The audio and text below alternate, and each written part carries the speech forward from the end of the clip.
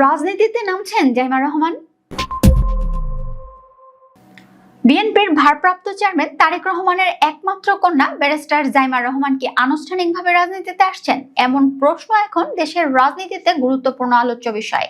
বিএনপির চেয়ারপারসন ও সাবেক প্রধানমন্ত্রী বেগম খালেদা জিয়ার মৃত্যুর পর এই আলোচনা আরো তীব্র হয়েছে। তবে তার আগেই বাবার প্রতিনিধি হয়ে বিভিন্ন আন্তর্জাতিক ও কূটনৈতিক অনুষ্ঠানে অংশ নেওয়া, দলীয় কর্মসূচিতে উপস্থিত থাকা এবং প্রবাসী নেতাকর্মীদের সঙ্গে যোগাযোগ, এসব কারণে রাজনৈতিক অঙ্গনে জাইমা রহমানকে ভবিষ্যৎ নেতৃত্বের সম্ভাবনাময় মুখ হিসেবে দেখা শুরু হয়। গত বছর যুক্তরাষ্ট্রের ওয়াশিংটন ডিসিতে অনুষ্ঠিত ৭৩তম ন্যাশনাল প্লেয়ার ব্রেকফাস্টে অংশ নেন তিনি তারেক রহমানের প্রতিনিধি হিসেবে।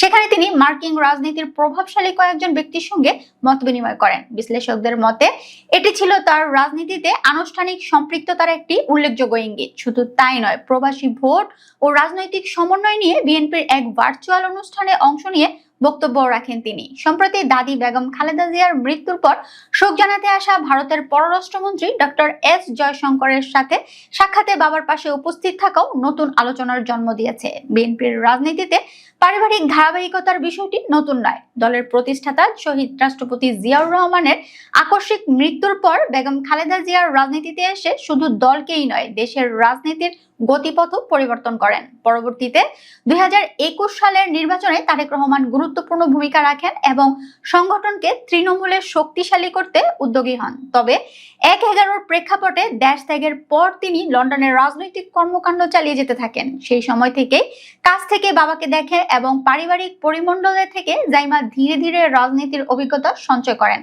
১৯৯৫ সালের ২৬ অক্টোবর জন্ম নেয়া জাইমা রহমান শৈশব কাটান ঢাকার সেনানিবাসের শহীদ মইনুল রোডের বাসভবনে। ইন্টারন্যাশনাল স্কুল ঢাকা থেকে পড়াশোনা শুরু করার পর ২০০৮ সালে বাবা মায়ের সঙ্গে লন্ডনে পাড়ি জমান। সেখানে বিখ্যাত কুইন মেরি ইউনিভার্সিটি থেকে আইন বিষয়ে স্নাতক সম্পন্ন করেন। পরবর্তীতে ২০১৯ সালে ঐতিহাসিক লিঙ্কস ইন থেকে বারেট ল সনদ অর্জন করে ব্রিটিশ বার কাউন্সিলের স্বীকৃত আইনজীবী হিসেবে আত্মপ্রকাশ করেন। শিক্ষা ও আইন পেশায় দক্ষতার পাশাপাশি আন্তর্জাতিক পরিসরে আত্মবিশ্বাসী ভঙ্গিতে উপস্থাপনাও তাকে তরুণ প্রজন্মের কাছে আলাদা অবস্থান এনে দিয়েছে। দলীয় সূত্র বলছে, আসন্ন ত্রয়োদশ জাতীয় সংসদ নির্বাচন আসনে রেখে বাবার কাছাকাছি থেকে রাজনৈতিক কর্মকাণ্ডে সহযোগিতা করবেন জাইমা রহমান। যদিও এখনো তিনি আনুষ্ঠানিকভাবে রাজনীতিতে আসার ঘোষণা দেননি, তবু সাম্প্রতিক কার্যক্রম স্পষ্ট করে যে বিএনপির রাজনীতিতে তাকে ভবিষ্যৎ সম্ভাবনা হিসেবেই দেখা হচ্ছে।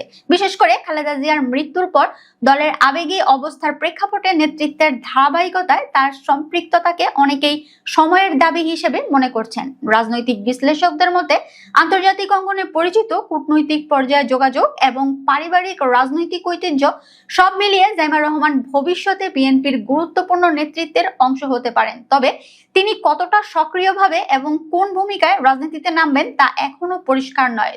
তবুও এতটুকু নিশ্চিত যে ভবিষ্যতের বাংলাদেশের রাজনীতিতে তার উপস্থিতি থাকবে নজরকাড়া ও প্রভাবশালী, এমন প্রত্যাশা এখন অনেক বিএনপি সমর্থকের মনে।